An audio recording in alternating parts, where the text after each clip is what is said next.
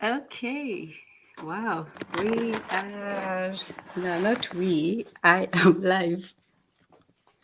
Okay. See, the good thing, I didn't know all of this was possible. If I had known that one could just come on the internet and just start talking to oneself like a maniac, I would have, no, I wouldn't have done this a long time ago. I am not the kind of person to do that. But since we're here and no one is here, it's good to just have a little, you know, solo chat. That's what the whole solil. Um, I cannot say it. Soliloquy, yeah. But it was inspired by a comment by somebody who was talking about Romeo and Juliet, and I remember Shakespeare. I there's some things that are. Hmm, firstly, before I continue, my apologies to the ancestors. We must always remember to have them in our presence when we speak. So, ancestors, please guide my tongue. Yes. So, this is just an of just a test, just a no pressure, no worry kind of thing.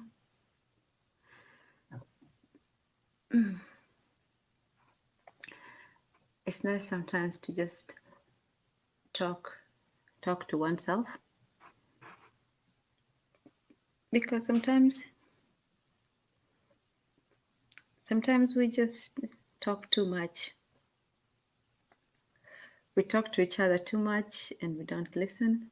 So when we speak to ourselves, we have to listen to ourselves. So that's nice.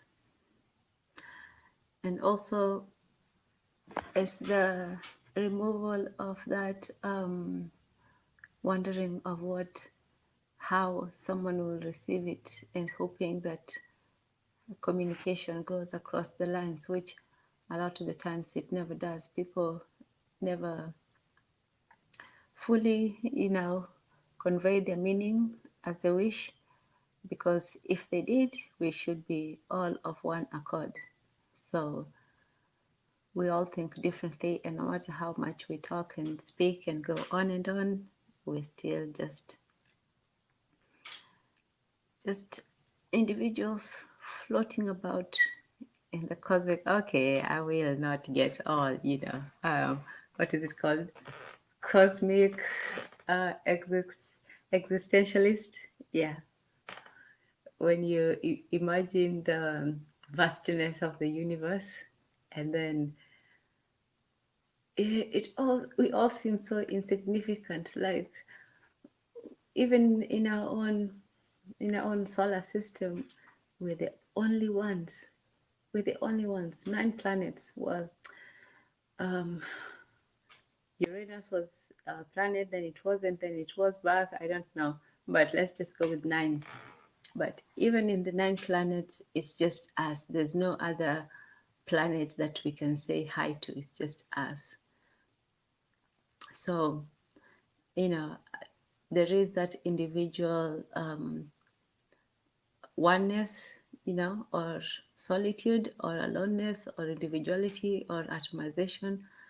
But there's also that earthly, just how could it be that it was just us? Either we are very, very, unique, we're just very special beings, or we're just an accident that, wasn't even meant to happen. And if it these accidents happen elsewhere? Was it inevitable? Was, human beings, or better or worse, was that something that was always in the plan? What is our earth? different from other Earths, for example. I know that they discovered, several near Earths, several environments that seemed like our Earth, but there has not been definitive proof that there's somebody out there. Not something. I'm sure, if we dug deep enough, we could find some, you know, microscopical, whatever, life. We could find some bacteria. We could find something slithering across a wet planet. But so far, it's just us. It is just us. And that realization, that's a heavy realization, for a group of um, people who have species who have found themselves the only ones who can talk to each other. I don't know if animals can talk to each other. I don't know if cats and dogs, you know, share cling lingua franca, clogog. Anyway, if they share some sort of understanding between them, they seem to be natural enemies, but I'm sure you can find videos of cats and, well, those are the domesticated ones, but if you can find videos of cats and dogs who seem to live in some sort of relative peace to each other, so they come to an understanding. But in any case, there's no other species that is just left out there, like we just there by ourselves. We hardly interact with other beings except to kill them or use them for I know. Well, in that case, we're not so different from the animals because that's exactly what they also do. They just use other animals for food, really. Yeah, or for a place to rear the young. In the case of that cuckoo bird. Yeah, the one that lays its egg in another bird's nest. Who was the first bird to figure that out? Like, these parasitic creatures are just fascinating to me. This ones who figure out, well, you know what, let some other creature do our work. There's ants who go and let me see. There's caterpillars, yes, caterpillars who get some sort of what was it? What kind of a worm burrows into their little horned things, and then they start, flashing about. I'm not making it up. They start flashing about and having, these kinds of, zombie-like attitude. The ants do that to the cockroaches too. So, some animals have figured out how to make use of other animals, and we are the ones who have done it the best. Yay, us to mankind. At the same time, we have also created the distance between us and the other animals because I don't know how other animals live in that decrepit state where they just walk on the bare ground and climb trees without gloves, which we should give all the climbing animals some gloves or something. But yeah, they have managed to figure out their lives, whereas we are still sort of trying to, you know. That's the interesting thing about us humans, that most other animals, they figure out, how to make their environments work for them, however, you know, hostile they are, or however, scarce the food is. And then they just adapt to the environment. They don't try to make the environment better than it is. Yeah, they don't try to modify the environment. Whereas for us, firstly, even after we do conquer the environment or come to some sort of comfort, it's never really, we never really say, okay, now we've got the way to do things and this is how we're going to do it. I mean, I know people talk about, that whole evolution thing, but it's a very slow process biologically. But when you look at human beings, how they evolve technologically, it's very rapid. Hardly ever gives, even the organisms involved time to adjust, or very quick time to adjust. So that's, that's interesting. Like, the rise of technological advancements. What was it with the chips? There's like a number where it kept rising exponentially, or maybe not exponentially, but to certain levels where by a certain time, well, computers have already overtaken us, so that's not even worth mentioning. Yeah, they overtook us in chess. They overtook us in what was the other program recently? I think it was at Chinese. I don't know if it's mahjong, something like that. But the technologicals have accelerated the evolution of technology, and so we are stuck in this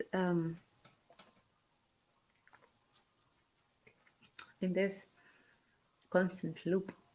No, not loop, more of a hmm, reach. You're all constantly reaching, trying to. Now it's the organism trying to adjust itself to the creature that it made. So in with animals, the environment is already there. All you have to do is sort of make the best use of it and gain your advantages as much as you can. But in this, you're actively creating your environment, but then the environment gets away from you. Or maybe that's just a fear, it hasn't really happened yet. There have been what one could call failures, but not you know, outright takeovers as the doomsday scenario in the films always show, the rising of the machines and so on. But it hasn't been quite that dire quite yet. And I think, you know, we will figure it out unless catastrophic, you know, environmental disaster. Um, Bearing that, on the positive, optimistic side, we will be okay. Now I'm lying. Gather your things and if you need to put your supplies together, just get ready for tribulations. The tribulations are coming. Yes, they are. Hmm. But in any case, hmm. Wow. So this is what is the opposite of reading.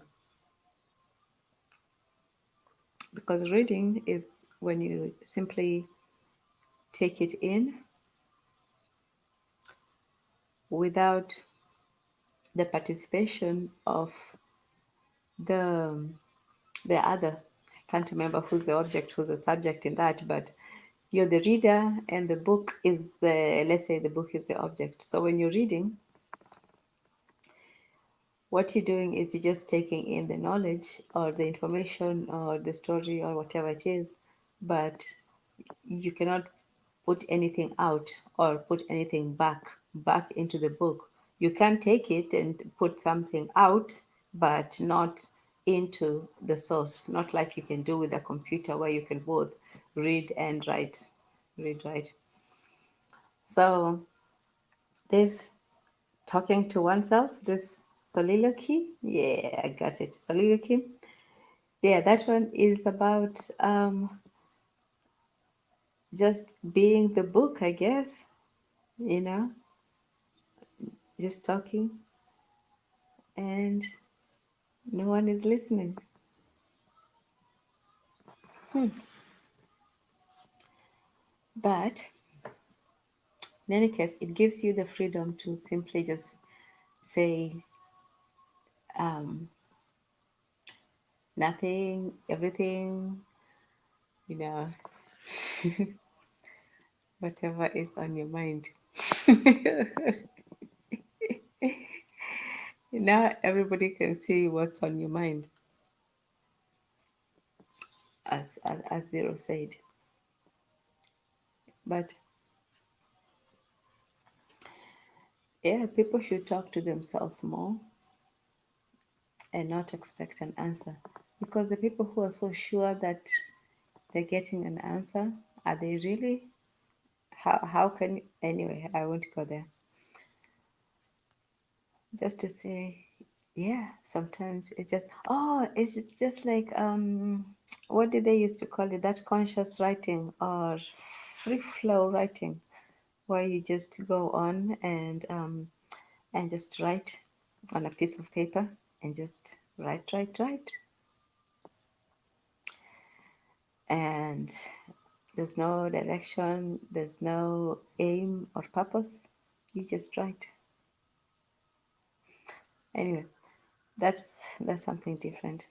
That's more of creativity and things like that. This one is more like jazz, jazz. Jazz Jeff, no, Jazz Jeff didn't know anything about jazz. All he knew was being thrown out of the house by Uncle Phil.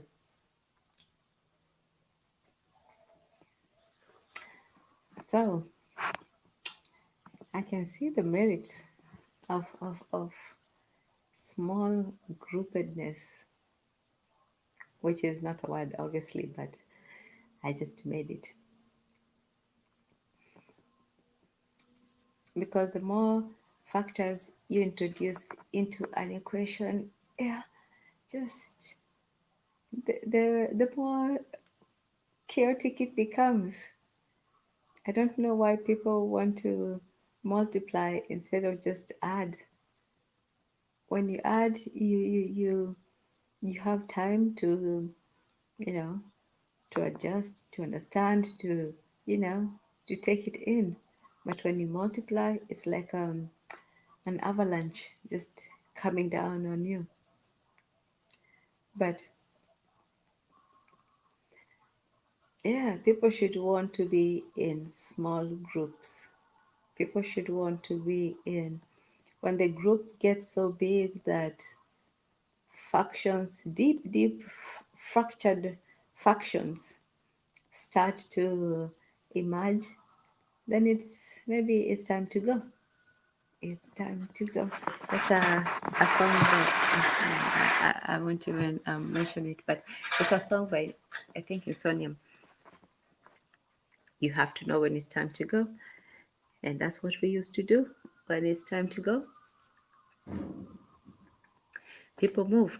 And that's why people had migrations when maybe the tribe got too big, there was disagreements. Then one group would say, well, it was nice to know you, but I think we have outgrown each other.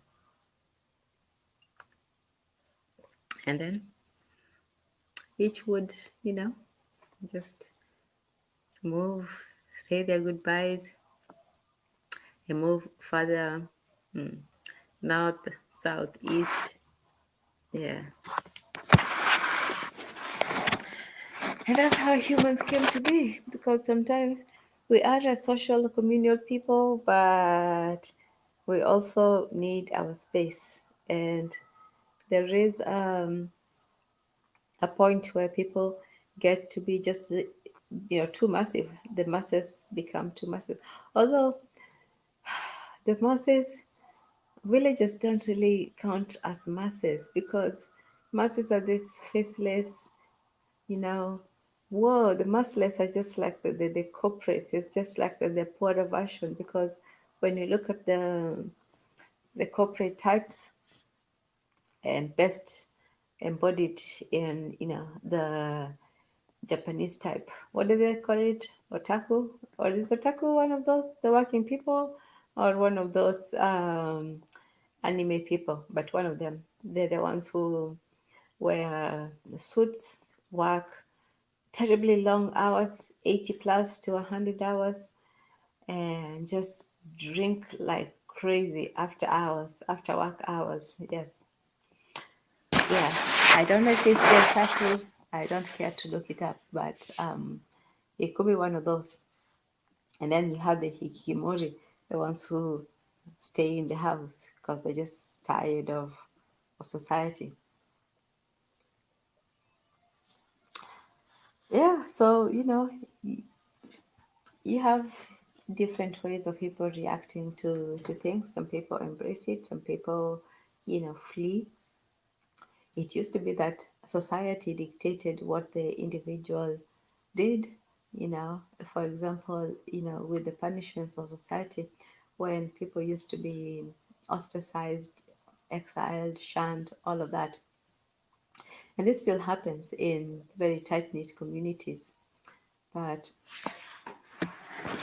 the whole idea now is that the individual dictates to society what they want, what the individual needs are, versus what the societal needs are.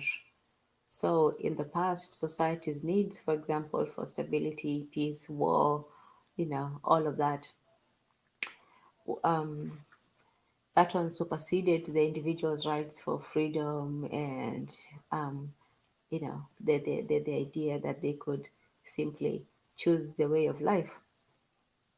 So, when now we're living in a sort of tug of war between the those who want to dictate what the state wants versus the individuals who want to assert their own sorry to be trite, individuality. hmm um so that's the situation right now, in my extravagantly humble opinion. And well, we'll see where all this lays. That's the tritest thing to say, but you try talking to yourself. The people who pray, they should pray for our people. They should pray for our people, for those who can still be saved. Anyway, so that was all. It was just a live solo recording, to stream or not to stream. That is the question. To speak or not to speak. Speak is a combination of stream and speak. Yeah. Well, I don't know. I'm still a novice. I'm still an amateur, a rookie.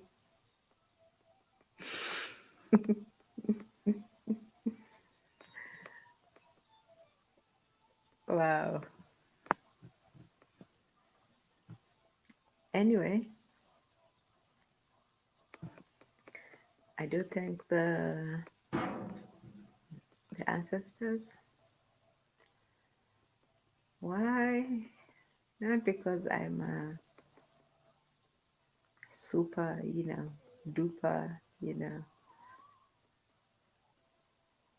all that. I think it's easier to believe in God than to believe in man. And by man, I mean the man in traditional sense, not, this post-feminist stuff. Just easier.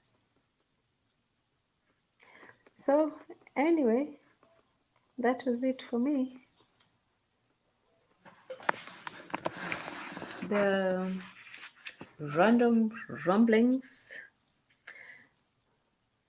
Oh yeah, because now I quoted what's his name. There was one passage from Julius Caesar that was my favorite one. I don't really like Shakespeare because I don't really want to trudge through all that difficult old English trying to figure out what the hell he's talking about. But the most accessible of all his works was ooh, was Julius Caesar. There was Brutus, there was Julius Caesar, and there was that speech that Brutus gave. And honest to God, I like it's in embedded, it's indelible. Oh, I'll have to look that up in my memory. It goes, there is a tide in the affairs of men, which, taken at the flood, leads on to fortune. Omitted all the voyage of something, something. On such a full sea are we now afloat, and we must take the current as it serves or lose our ventures. So anyway, well, it wasn't 100%, more like maybe yeah, partial 80. But anyway, you get the idea. It was about doing things when it's time to do them. Wow, I just boiled it down to a cliche. Nice. But that's all it was. It was that there is a time in the affairs of mind which, taken at the something, leads on to fortune. Omitted all the voyage of the life is lost in shallows and in miseries. Oh, yeah, that was the part, in shallows and in miseries. On such a full sea are we now afloat, and we must take the current as it serves or lose our ventures. Yeah, that was it. So, even though you have failed before again and again, or you have, lost your way severally, there you always have to recognize a good time for seizing the opportunity. So, carpe diem, that sort of thing.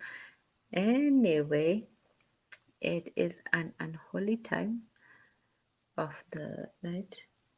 The crickets have been at it relentlessly, as they do. The crickets are the guardians of the night. Yeah, they make sure that the night is not too quiet, and if it's quiet, they make the silence pronounced by their noise. Because if it was really, really quiet, it would be quite just peaceful. But as soon as people say, something, then crickets, then it's quiet. So crickets, despite all their noise, are the harbinger of quiet. All right, that is enough for today. And I thank the ancestors for not letting me say something to bite my tongue later about. I think I have been sensible enough. I hope so. I have. But anyway, this was just at just a trial, I think, to do. So we didn't get the regular scheduling, but this is what we are, you know, having. Ah, English. English, I shake my fist at you sometimes for not being there for me and for making me lose words. But that's all for today. And peace. Ah, okay. I did remember to thank them. Yeah, I feel that they're a presence. They're not a terrible like ghost like presence like wooga booga. It's just imagine if you had somebody who was looking out for you, but they couldn't. They were not allowed to directly help you, but they were hoping for your best because they probably went through similar things. But okay, that's it for now. Um, Peace.